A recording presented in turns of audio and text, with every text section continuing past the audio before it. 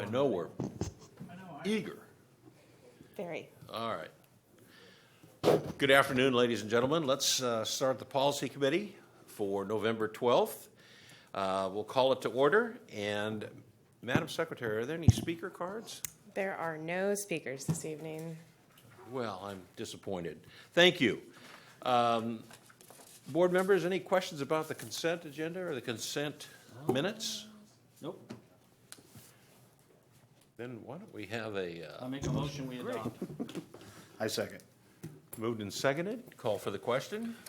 Director Gould, Aye. Barnes. Aye. And Scheidegger. Aye. Motion passes. All right. Chief Holbrook, would you talk to us about travel and conference policy, please? Good evening, members of the board. Christopher Holbrook, Deputy Chief of Administration. What you have before you tonight is a revised travel and conference policy.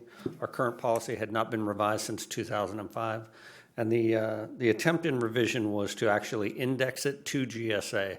That provides us as a district a little bit more accountability. The old policy, to be honest, was a couple of random numbers that we couldn't actually tie back to anything. And what was interesting was the hotel number was considerably low and the meal number was less high, but higher than a GSA index. So we indexed them both over to GSA. That allowed us a little more accountability from the public. With that, you will notice that probably a good 90% of the policy has not changed. How you do what you do has not changed. This is all about us recognizing that, but by using index numbers that are on a generally accepted scale, it puts the district in a much better light. So with that, because there are no substantive changes, I will certainly answer questions if you have any relative to the policy. Committee members. Sure. Chief, thank you very much. Spending an inordinate amount of time at conferences and hotels myself recently. One of the things that I noticed that is not in here that I'd like to see if we can insert is, oftentimes when we work with hotels and the booking hotel for the conference and maybe that's full, then you've got to go to a secondary one and those kind of things. And I know in some instances the secondary hotel is just not functional in the sense of it's too far away. There may be some safety concerns for some of our employees. So in some of the policies that I've seen, it allows for that employee to contact their supervisor and get an approved waiver. So for instance, if the secondary hotel is 6 miles away and at the end of the conference, there's some safety considerations. I know that there's some policies that allow for that employee to then call their supervisor and get a waiver so that they can stay in a more appropriate hotel, those kinds of things. So I didn't see it in ours, but I'd like to see something written that talks about if the employee makes a determination that while they're at a conference or something like that, there's a potential safety concern or it doesn't make sense to them, that they could call their supervisor who could then approve for them to change their hotel once they get, something in that regard, because I'm sensitive to these conferences, and sometimes when there's overflow, hotels, they're not anywhere near close, and a conference may end at night, and then there's some concerns about travel to the next hotel. So if there's something that can be written in there that allows the employee and their supervisor to make some of those decisions on a case-by-case basis, I sure like to see us insert that. Okay, so and 6B does speak to, in this case, and I'm going to have to add a little bit of language, but 6B speaks to if either the host facility or the alternate facility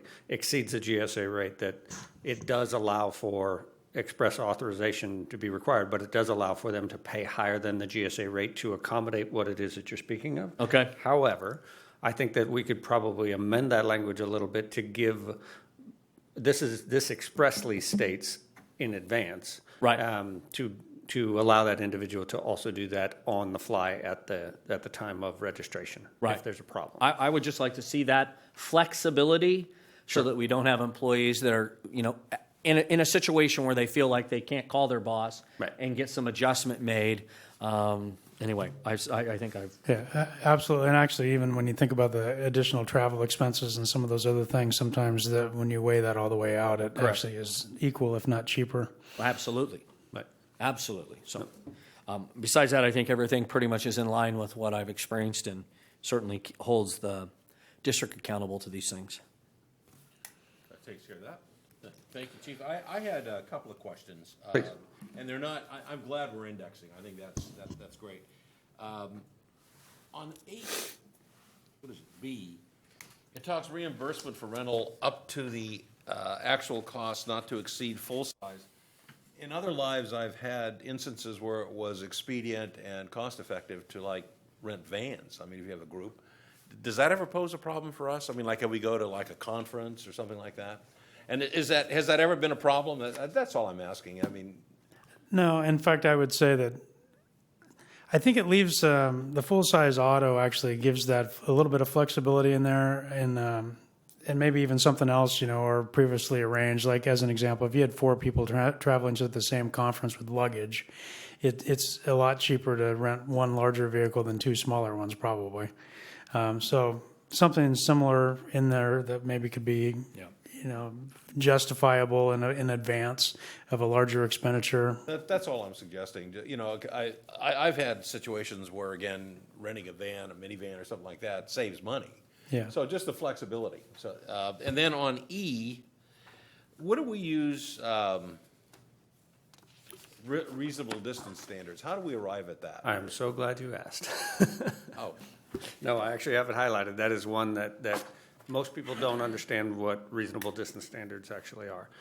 And it comes down to if you're in San Diego on vacation and you're going to travel to San Francisco, I'm not going to pay you to drive to Sacramento to pick up a rental car to travel to San Francisco because you're coming home from vacation.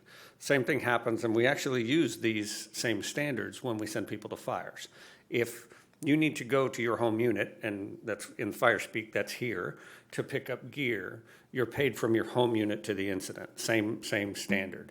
So a reasonable distance standard means that anything else that you do, you go to a conference in Orange County, I'm not paying for you to drive to San Diego to see your mother while you're there and back. Okay. Reasonable distance standards are only used in-house by somebody actually auditing, so a supervisor in this case, auditing where it was that we paid you to go. supervisor would be approving, Correct. auditing, good. Correct. Okay, good. Thank you for those explanations. I think that's all the questions that the committee has. And we don't have any action here. We're just going to refer this to the board. We don't need to move that, right?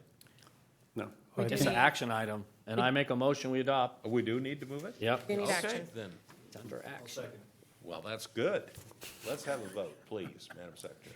Director Gould, Aye. Barnes, and Scheidegger. Aye. Motion Thank you. passes. Thank you. All right, got that straightened out. CFO Thomas, how are you? I'm well, thank you. Good to see you. Good evening, Your directors, Chief Wells, Amanda Thomas, Chief Financial Officer for the district. I'm here this evening to present a proposed district procurements cards policy. So the district procurements card policy before the committee for consideration replaces the purchasing card policy that was adopted in 2002, which was specific to the CalCard program, which is no longer utilized by the district. So this is a new policy that's reflective of the program that we're utilizing.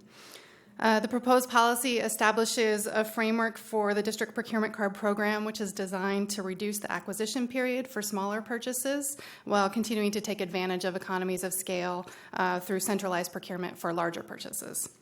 The policy applies to all employees with district-issued credit cards who serve as approving officials or who serve as approving officials for a cardholder.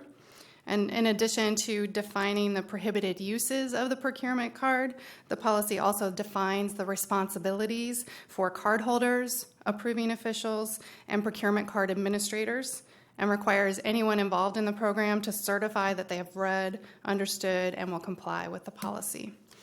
With that, I'd be happy to take any questions on the specifics of the policy. Thank you. Committee members? Director Thank you, Barnes? Mr. Chair. The only thing I had when reviewing this was, as far as, let's say, an internal audit goes, I've noticed a lot of language that talks about monthly review as far as making sure that the statements marry up with the purchases.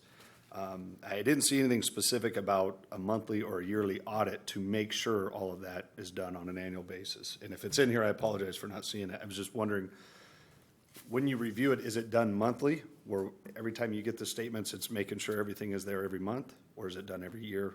Yeah, so every month, a card holder needs to go in and essentially attach receipts to document each of the expenses, also assign an account code to each of the expenses. That card holder's approving official goes in and reviews that information, so that's kind of the first layer. Then our accounts payable staff go through and review that information, checking to make sure not only the documentation is there, but that we have things like purchase orders for any purchase over $1,000, that we are recording any purchase over $5,000 as a fixed asset, and those sorts of things. So that's done monthly. Okay, thank you. Isn't that under procurement card administrator responsibilities, and it's listed as 11? Is that what you're talking about, Director Barnes? Reviewing monthly and quarterly reports, is that what you're saying, page Yeah. 7 of 8? Yeah, I noticed it says review, but as a Yes. review, is it more of a? Are you Yeah, looking so at it we as are official? monthly Okay. conducting those reviews. Thank Yes. Satisfied? Yes, sir. Good question. Do we have those procurement cards where they're automatically capped? Yes, so do we have limits? Cardholder So limits? somebody goes in to buy a $1,001 item, that's a no-go, because the policy is, or is it 5,000? So right now, what we have in place are cardholder limits. So for each cardholder, it's a maximum amount that can be spent per month. Okay. We don't have transaction limits in place currently, although we could do that. So generally, most cardholders are at a $5,000 per month limit. I believe it's battalion chiefs and above have $10,000 per month cardholder monthly limit. But those limits aren't in the policy. They're not in the policy. The policy identifies the procurement card administrator as defining those limits based on the needs of the cardholder. Okay. Any other questions? So I would guess we need a motion for this. I make a motion, we adopt. Moved and seconded? Question? Director Gould, Aye. Barnes, Aye. and Scheidegger. Aye. Motion passes. All right, thank you very much, Ms. Thomas. Thank you. Our next meeting is to be determined. And with that, barring any other input, we'll adjourn. Thank you very much. Thank you.